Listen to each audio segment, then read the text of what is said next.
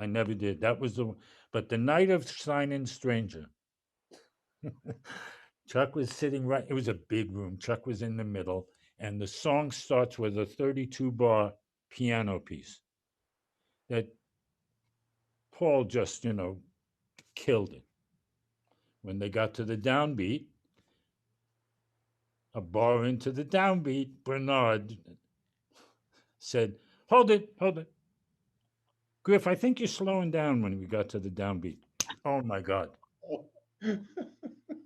And Donald, who would avoid any kind of upset, any kind, slipped, sank in his chair. I can remember he was sitting right next to me. He sank under the, console so that he didn't want to even see it or hear about it. And so Griff being, okay that night, he said, "Okay, let's try it again."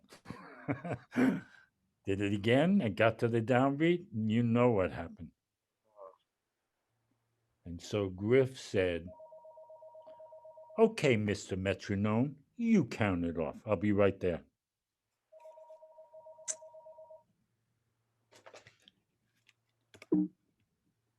Judy, I'm on a podcast. I can't talk. Oh, sorry. Um, and Chuck interceded and calmed the two guys down, assuring both of them that they were doing just great. And the next take, we got it. That And, sounds like and, Jack. and Bernard counted it off. And Bernard counted it off for Paul. Now you see, that's very interesting because it takes someone like the producer, and sometimes it's somebody else in the band. Bernard did not socially get along with just about anybody because he was always very mouthy, telling everybody what to do. And the drag about it is he was usually right. Well, Uh, that was the other part about Bernard. He uh, wasn't just, whatever. When he said, "I'm the metronome," he he meant it. was. He was. He was. He was. A lot of times, like Paul was older than us. Paul was at least 4, 5, 6 years older No, he than. wasn't 6. I think he was 3 years older than I think he would have been 82 now. Oh wow! Well, he had been around a long time, and he did not appreciate Bernard always talking through sessions about what to do and what not to do. So once the music was over, they were always arguing and fighting in a way, not physically fighting, but a lot of people did not get along with Bernard for that reason. Now, when I first came to New York, I met Paul before I met Bernard. And so, of course, I was friends with, they probably knew each other, but I was friends with Paul first. And Paul lived very close to me. And Wasn't Paul married to Valerie then? yeah, and he was married to Valerie Simpson. And So he was around the studios.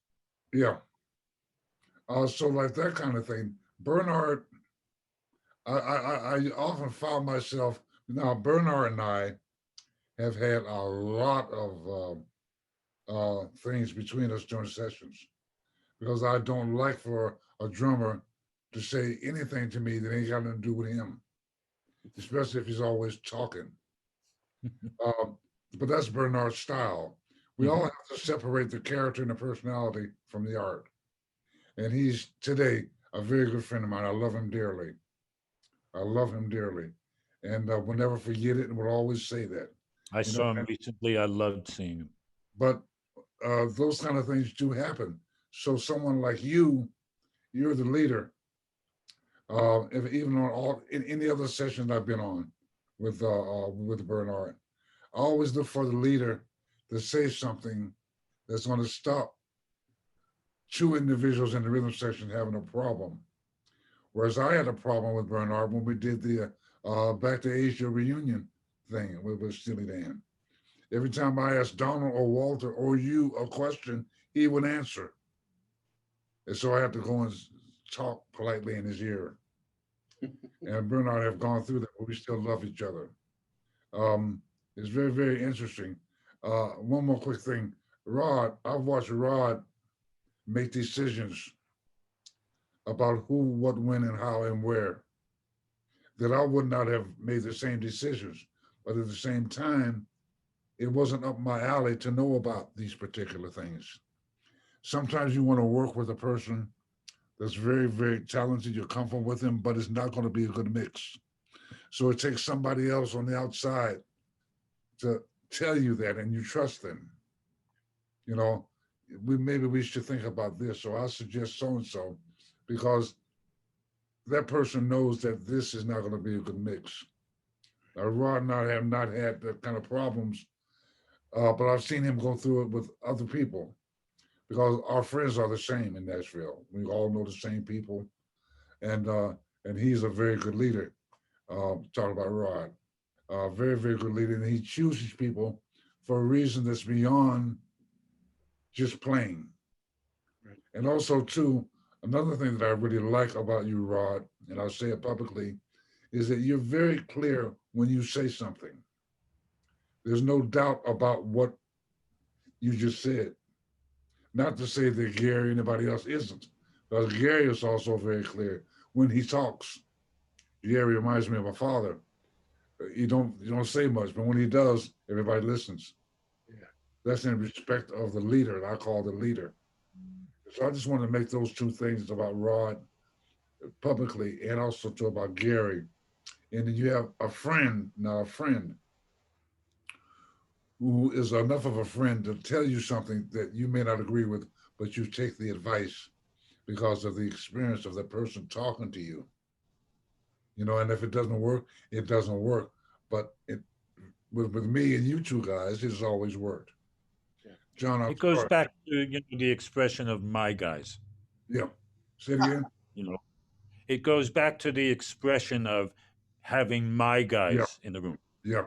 Yeah. because you know And what I to think expect. I knew Bernard was going to be a pain in the ass every day, Mm-hmm. but I expected it, and it was okay. Yeah. It wasn't unexpected. It wasn't. and there's something about trust that's even in that, and I think that's, that you knew what to expect, but you also trusted Bernard to get it done. And Bernard knew what to expect from you, and he trusted you. And you and Chuck, or Bernard and Chuck, the same way. I feel like sometimes when you're thinking about those teams, it's like there can be some of that back and forth, but if at the end of the day people know what the task is, and you've inspired them to all want the same thing, and in your case, Gary's is amazing music. It's like they're going to get it done, and it's going to get done right. And so there's some things you'll put up with along the way. And then there's obviously there'd be limits, right? We've all had limits with people where we're like, this ain't worth it. And But then that not one of your guys anymore. exactly. But I think what Chuck was talking about is just kind of mutual trust between people, among people. It's they, it may not be what you would do, but you have a good history of success with that person. You have a good history of batting pretty good average most of the time. And so when you ask someone to do something a little left of center, they're a little more willing to do it because you've been right with them before. And that doesn't mean it's perfect, but they're willing to take a risk with you. Yeah, you've been with them before. You know what to expect. And not with all that went on with Bernard, at the end of the day, I never left without a track. Right. There you go, which is important. Like Never. For Donald, it was the only thing that was important, and that was my client. well, it's just beautiful to be able to say sometimes. Well, I'll say this like this with Bernard. Bernard, I would have no career without Bernard because it's a Not sure if I combination of couldn't say bass and that. drums. I mean, he's the greatest. I've with Mason, James Gaston. I've worked with great drummers, but Bernard Purdy is the guy. They helped put me on the map. One thing they used to really kind of piss me off with Bernard is we'll be doing a session for somebody, and everything is perfect. Everybody's feeling good, and he'll stop the track to say that it's too slow. was true, and he's just a drummer. And he would piss off everybody, even sometimes the artists, but always true. We're having a good time, it's perfect. And here comes this guy talking about wanting to be whatever. But what I always will remember, every time we changed it, he was right. He's a fabulous musician. Every time we did what he wanted to do, he was right. He was I love him. So, gifted. John, we can talk about Bernard Purdy and Gary Katz forever. Let's, what you I- get? Well, I mean, I think what I there's something real interesting emerging in the conversation that I want to raise, and that is there's like this obsession in our culture with leadership. It seems, obviously I've been through management school and business school and and we talk a lot about leadership, and I think it'd be interesting to have a class on followership, because the way I'm serious. One of the ways I define leadership is one who goes first with at least one person following. And going back to what Rod said in the beginning, you know, a leader inspires. A manager is task oriented, but a leader inspires. So it's what I hear over and over in this conversation coming up is that you have to get people to follow you. Yeah. But you can't be a jerk about it. So there's a way to do it. And sometimes it takes quite a bit of emotional intelligence or a little bit of psychology. I know you might put teams together that might seem like oil and water, but maybe the tension between those personalities is what generates the vibe of the song, and that's what's making it great, is that tension that's going on. Like, I don't know the personal relationship between Walter and Donald, for example. We liked the tension. But yeah, and I know Duke Ellington used to put band members on his band that didn't get along, but when they got on the bandstand, it was happening. But then they get off the bandstand, they got fight on the butts. Buddy Rich was like Buddy that. Rich. Horrible person to hang out with, but that tension brought energy to the stage.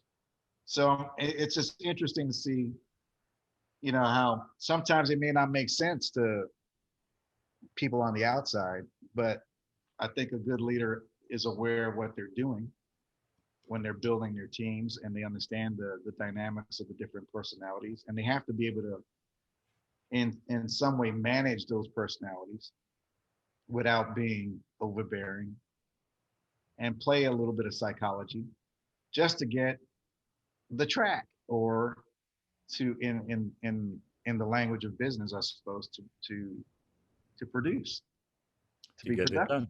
Yeah, get it done. Because that's why we wanted to have a producer on this show, so we could talk about, because that's what business is about. It's about producing. You got to produce. And so how do you get teams? How do you, and I think there's not enough emphasis, I think, on people learning how to follow. And There's that, emphasis about, do your thing. There's a lot of like lack of respect for authority, that kind of thing. I don't want to get too deep, but kids don't know how to and I'm concerned about the future of leaders. They have to learn how to follow first. So your thoughts? I'm just throwing this thing out there to see what you guys have to say. one thing that I remember as you're talking, John and I did a 6-week course at a music school here. We did it for 6 weeks, and that class was a long class. It was actually 10 weeks, Chuck. A 3-hour class. 10 weeks. 30-hour class. Yes, 10 weeks. Oh, it felt like 100. But we did a class, and on one of our classes, this is after we finished the book, or was it before? It was after. After. And the young man was in this class. He wanted to be a producer. And he was about, I'd say 21, 22 years old. And he began to talk about whatever we were talking about in production. He wanted to be a producer. And he was having trouble with the people he was hiring, and with the music that he was doing. And I remember asking him who was his favorite producer. He couldn't tell me. 22 years old, he wants to be a producer. He knew nothing about production. He knew nothing about financially what's necessary if you're going to produce something. And he was hiring his friends. His main problem was that he was hiring his friends and not paying them. And when he got to He doing, wasn't hiring them. they all began to advise, him on what he should be doing. And that's Right. what he was complaining about. And I said, you're hiring your friends, to help you do something.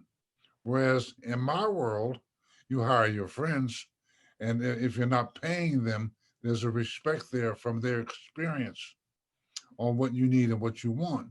But somebody 21 years old, and his friends are probably in their late teens, they have been nowhere. They do not understand the producer. I mean, if you're the producer, you have the idea. Of course, you can always ask somebody, but he didn't know. He didn't know of any producer that was his idol, and he was also putting his music up online Mm. without copyright being copywritten and stuff like that. John, you remember this guy? And I remember that class distinctly when we asked everyone, raise your hand if you ever bought music. None And there of were about 25 kids and not one hand went up.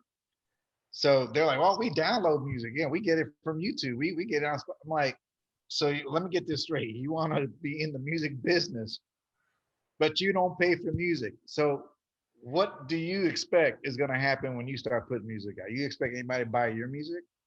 You don't want to support the guys making the music, but you expect people to support you when you start making music? Do you not see the problem here? Yeah, well, now that's a good thing. Although I understand why they do that. My kids never pay for music. But the whole thing is he wants to be a producer, except he has no experience. He's never worked for a producer. Well, I'm not even sure if he was good. But I think it's the experience level that everybody needs to go through to find out how to and what not to. You gotta fail. You gotta have trials. You gotta learn some kind of way. The young lady, beautiful young lady, that wanted to be a singer. She didn't sing in church. She didn't know who her favorite singer was. She was just paying money, being in school because she wanted to be a singer. I don't get that. And No. I think we talk about that a lot here in Nashville because I work with a lot of young musicians that come to Nashville, right? And they want to be the next Taylor Swift or whatever. And we'll have the same conversation. If they want to be a songwriter, I'll say, how many songs have you written? Like 5. It's okay. Well, you're 19. You've written 5 songs, and this is what you want your career to be. I mean, you got to start at some point. But one of the things I tell them, and this gets to what you're talking about, Chuck, is I said you need to have an institutional history available to you for the thing that you want to do, And so I'll say, tell me, do you know who Ronnie Millsap is? And they don't know who Ronnie Millsap is. And I said, tell me if you know Montgomery Gentry. And I'll start naming off these older artists. And a lot of times they don't know anything but their generation's music, the current 18, 19-year-olds. And I'll tell them, I said, who do you think is going to hire you in Nashville? An 18 or a 19-year-old? No, it's going to be someone my age, or it's going to be someone that this is what they grew up listening to. This is what they like. This is who they want to talk about. And so part of that, your success is familiarizing yourself with the space you want to get into. So when I began to play bass, I didn't know anything, right? I didn't even know who Chuck was. I just knew I liked those bass lines.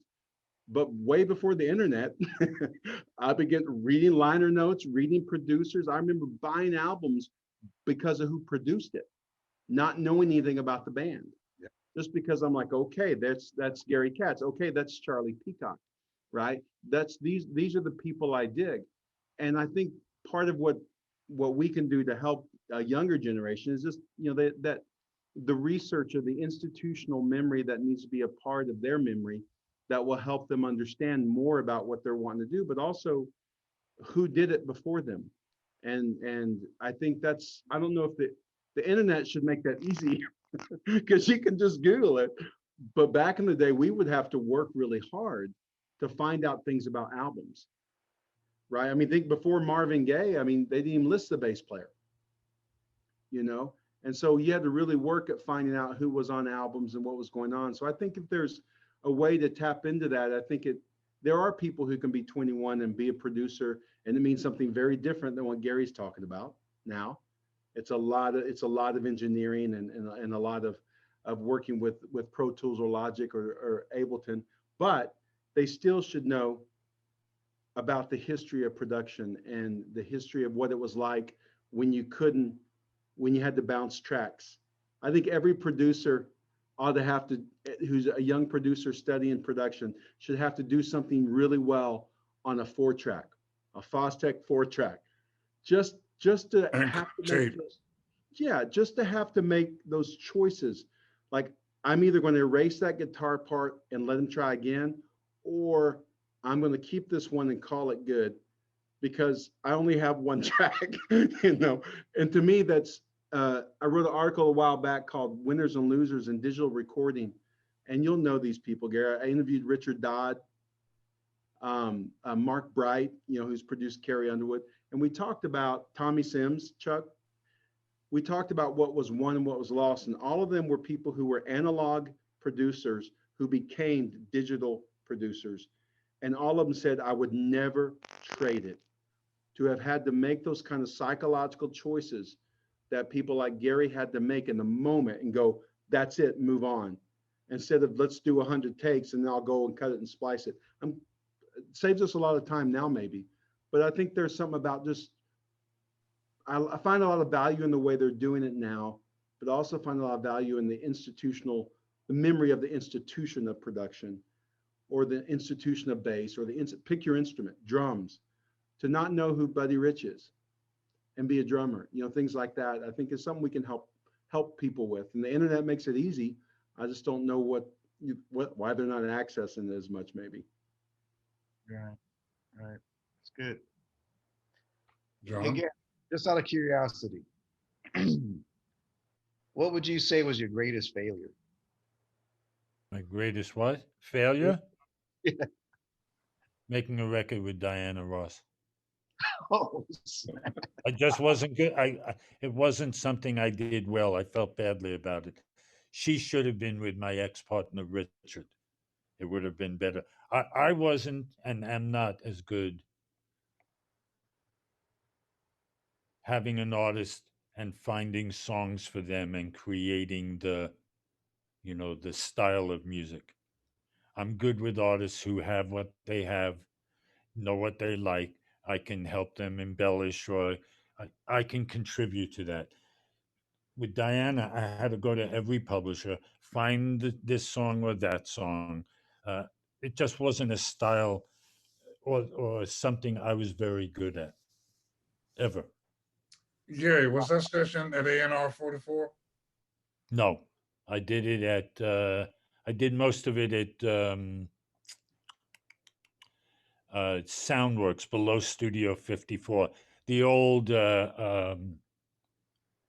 Vinny Odo. Wow. I did done there. It's just not a style. When soon after that, I got involved. Laura Nero was a good friend of mine, and she asked me to make a record with her. She was getting sick again, and Laura's one of my favorite people in life. Mine And too. Laura has her thing. She was very clear about what she wanted for herself. And in that, I could help her in the way, that I might Donald or Walter. I can help her get to the place she wanted, but she had a place she wanted to go to. She wasn't looking for me to take her to that place. That I thought I was pretty good at. But finding songs and creating arrangements, and that wasn't my forte. So that was my biggest failure. So you think that's the that's the biggest thing you learned from that experience? No, Was I that knew it beforehand, but Diana called me and she said, would you meet me at Joe Allen and have meet me? And I did. Would you make a record? I didn't want to say no to Diana Ross. And you always think I'll overcome this. I can do it this time or whatever. But I didn't do a good job for her. wow? So was there anything you learned? Nobody knows that but you. Right. Yeah. Bro, what was your biggest, what you said, John, you saying failure or disappointment? Yeah. Well, failure. I mean, like something that you try, because a lot of times people do try, they'll attempt something, and it doesn't turn out quite the way they had hoped, or they didn't get the result they were looking for, and so they just throw in the towel completely. But we know that the difference, at least in my life, this is true. The difference between success and failure is the people that fail are the ones that stop.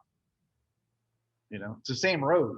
The path to success and failure is like the same road. It's just that if you stop, that's the one thing I really learned from being in the music business is resilience. You just got to keep going. Yeah. You can't stop. If you stop, then well, that's why you failed. You just got to keep trying. Yeah. So Rod, I want to know what Rod's failure was. Yeah. I'll pick a music. We'll stay on the music theme, but being the lead singer of my band.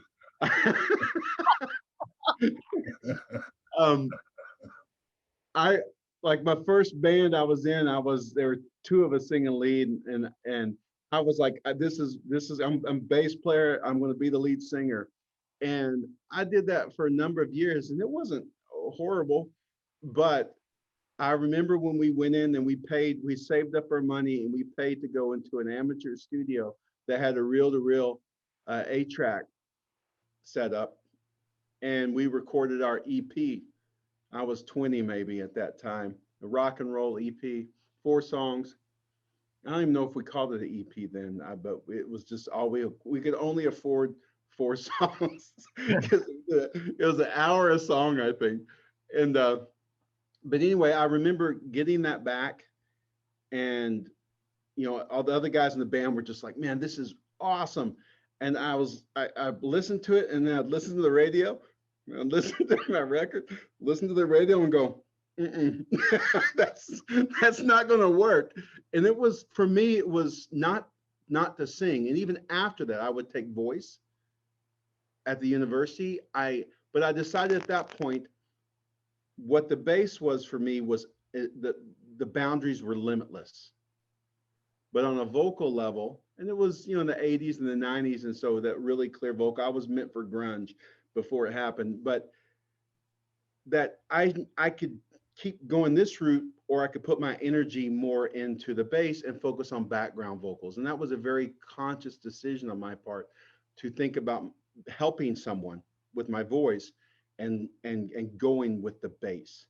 And so that's determined my career from that point on in music, as I can sing background vocals. And every once in a while, if someone's gutsy enough, I'll sing lead, if Chuck Rainey gets me up there.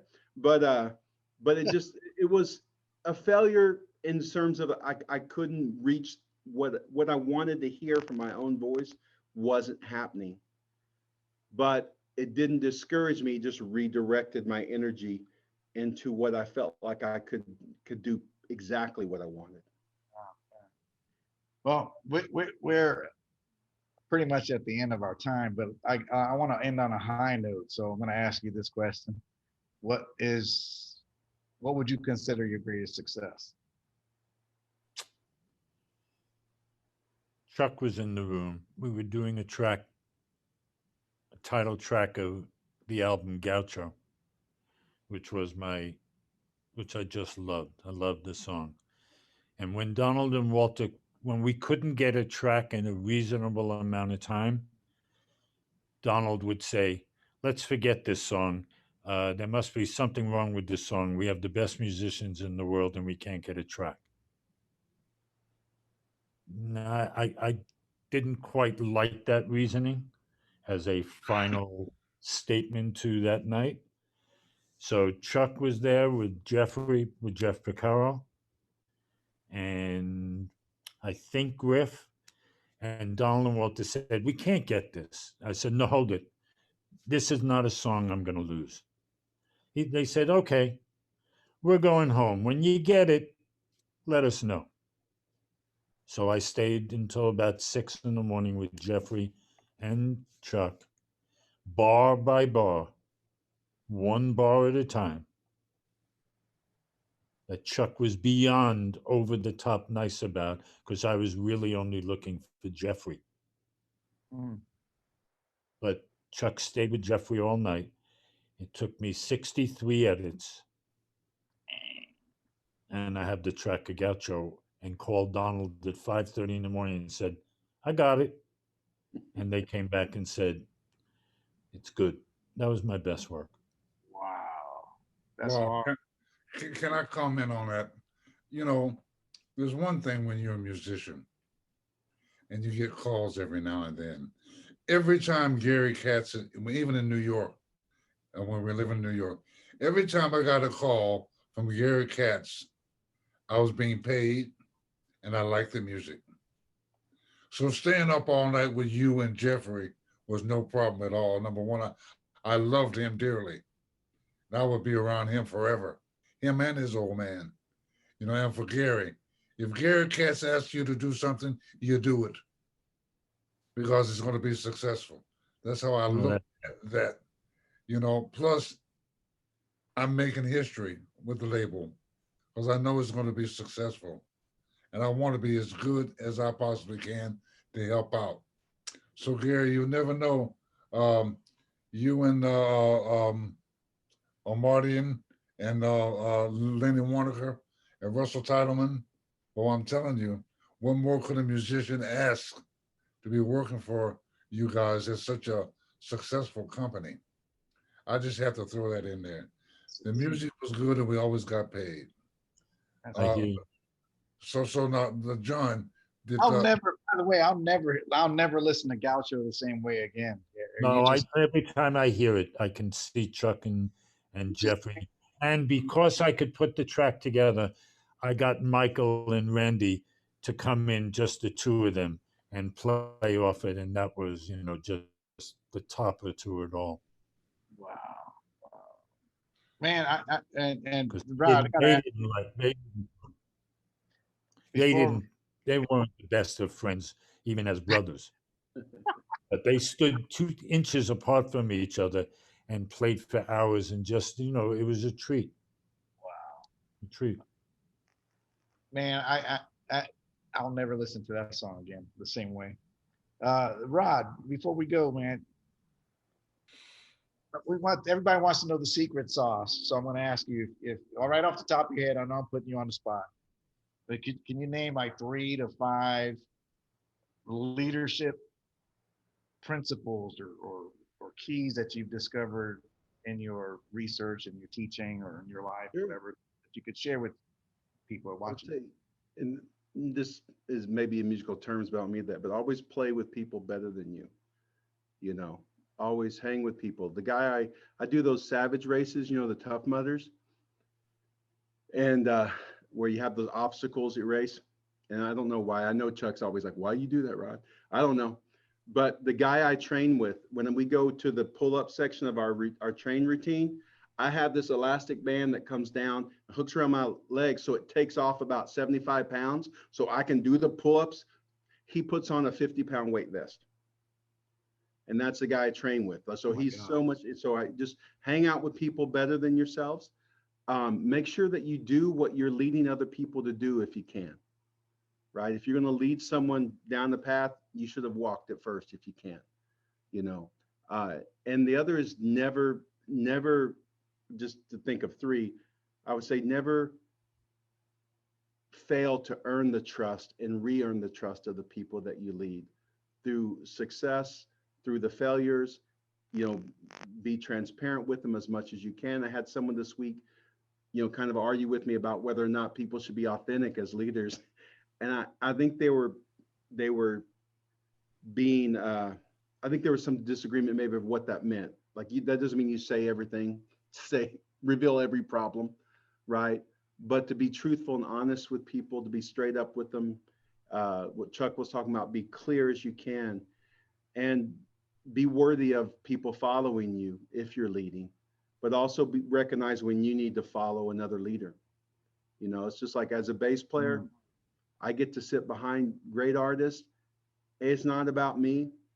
I learned this from the masters, from Chuck to Jamerson.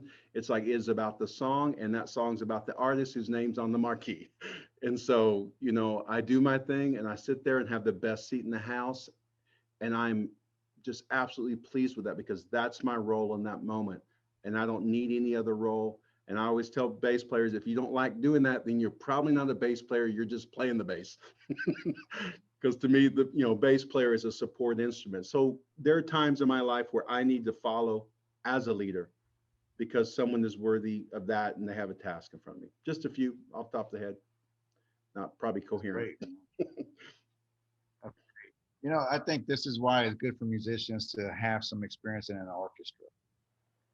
Because when you sit in an orchestra as the conductor, and that's where you really learn to follow, and that's where you learn to cooperate and be a part of the team. That's also the quickest way to get fired.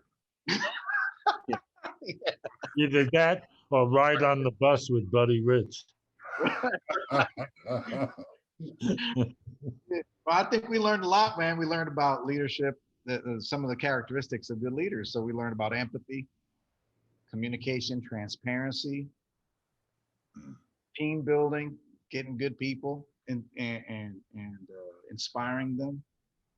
A lot of things that I think that are great takeaways from this conversation, man. It's been a really, really a huge honor for me to be sitting here with some amazing people. This has been great sitting here with the three of you guys. Really, I'm glad you invited me. And I got to know where gas in the car came from, and Yeah, right. I can't believe that. That's in the letter. I will say, John, you mentioned about not giving up. One of my greatest successes in my career came from one of my failures, and I have. Grad school was a big deal to me for someone, first generation college student, and I applied to top tier schools for my doctorate. And the one I really want to get into rejected me, along with others. And I didn't accept that. And I wrote them and I said, I'm still coming. I'm just going to take some classes. And long story short, they dug back in and found a mistake had been made. And so I have an acceptance letter and a full scholarship from where I got my doctorate. Wow. Great. And if I had not just said, to hell with it, this is what I want to do, and I'm going to do it, and I wouldn't have happened. And so that's always been in the back of my head is you got to, if you have what it takes, you got to keep on it. Go for it. You think about Gary and his bio and just how he didn't give up. He wrote that letter. As crazy as it was, but he took that step and look what it led to. There's a key though in there that I hope that our viewers don't miss, and that is that you have what it takes. You got to be honest with yourself. A lot of people aren't. A lot of people think they can play. A lot of people think they can sing. A lot of people think they're funny, and they're not. That's a good statement, because a lot of people have no idea that they are not who they think they are. If they doubt the truth of that, I'll be glad to send my band's EP to them. They can listen to me rocking out, and they'll know that there are just some limitations. Gary would not have been calling me. I already had a bass player. But the lead singer, that's what you needed. That's what I had. You guys, it's been great, Gary. It's so good to see you again, brother. It's wonderful. Great to see you guys. Really. it's good that you both of us consented to join us. We've done 5 of these now with very secure subject matters that are different, and it's always a pleasure. Gary and I talk all the time. Rod and I talk all the time. And John and I talk all the time. So here we go. It's good to get together. And so it's good to have both of you guys together. In my view, I'm pretty sure for John. All right. I want to thank you very, very much. You all stay well and safe. Yes. Yeah. You too. Oh, yeah. Thank you, guys. Oh, yeah.